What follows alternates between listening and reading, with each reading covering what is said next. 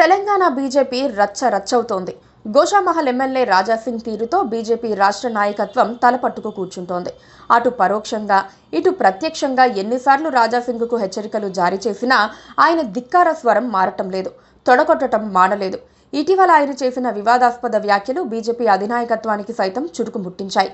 రాజాసింగ్కు show cause notice ఇవ్వాలని party supreme leadership ఇప్పటికే రాష్ట్ర నాయకత్వాన్ని ఆదేశించింది. 1-2 రోజుల్లో ఆ పని జరిగే అవకాశాలున్నాయి. అంతర్గతంగా అంత జరుగుతున్నా రాజాసింగ్ మాత్రం వెనుకంజ వేయటం లేదు. షోకాజ్ నోటీసును స్వీకరించే అవకాశమే లేదని, దమ్ముంటే తనను పార్టీ నుంచి సస్పెండ్ చేయాలని ఆయన సవాలు చేస్తున్నారు.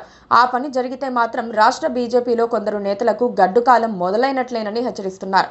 బీజేపీలో కొందరు నేతలు బీఆర్ఎస్కు అమ్ముడుపోయారని ఇటీవల ఆరోపించిన రాజాసింగ్ తనను సస్పెండ్ చేస్తే మాత్రం ఎవరెవరలా అమ్ముడుపోయారో బహిర్గతం చేస్తానని చెబుతున్నారు.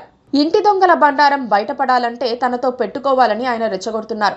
ఒక్కొక్కరి పేరు, వివరాలు బయటకు చెబుతానని అంటున్నారు. వాస్తవానికి రాజాసింగ్ చాలా వ్యూహాత్మకంగా వ్యవహరిస్తున్నారు. పార్టీ ఢిల్లీ నాయకత్వాన్ని ఆయన పల్లెత్తు మాట అనటం లేదు. ఆయన పేచీ అంతా రాష్ట్ర నాయకత్వంతోనే కొనసాగుతోంది. బీజేపీ అధ్యక్షుడు కిషన్ రెడ్డికి ఆయనకు పడటం లేదు. ఇద్దరి మధ్య పచ్చగడ్డి వేస్తే బగ్గుమంటోంది. రాజాసింగ్ రెచ్చిపోతున్నా కిషన్ రెడ్డి మాత్రం ఆచితూచి అడుగులు వేస్తున్నారు. రాజాసింగ్ విషయంలో అధిష్టానం నుంచి ఆయనకు ఫుల్ సపోర్ట్ లేని కారణంగానే గోషామహల్ ఎమ్మెల్యే రెచ్చిపోతున్నారని ఒక వాదన ప్రచారంలో ఉంది. గత 3 ఏళ్లుగా రాజాసింగ్ ఇష్టానుసారం వ్యవహరిస్తున్నప్పటికీ ఆయనపై బహిష్కరణ వేటు మాత్రం పడటం లేదు. 2022లో ఆయన్ను పార్టీ నుంచి సస్పెండ్ చేసిన 2023 ఆగస్టులో దాన్ని ఎత్తేశారు. అసెంబ్లీ ఎన్నికలు బీజేపీ అభ్యర్థుల తొలి జాబితాలో ఆయన పేరును ప్రకటించారు. తెలంగాణ ప్రాంతంలో రాజాసింగ్ అత్యంత బలమైన హిందుత్వవాది కావటమే ఇందుకు ప్రత్యేక కారణంగా చెబుతారు. రాజాసింగ్ లాంటి అతివాద హిందూ పార్టీకి చాలా అవసరమని అధిష్టానం భావిస్తోంది. అందుకే ఆయనపై కఠిన చర్యలు తీసుకోవటం లేదు.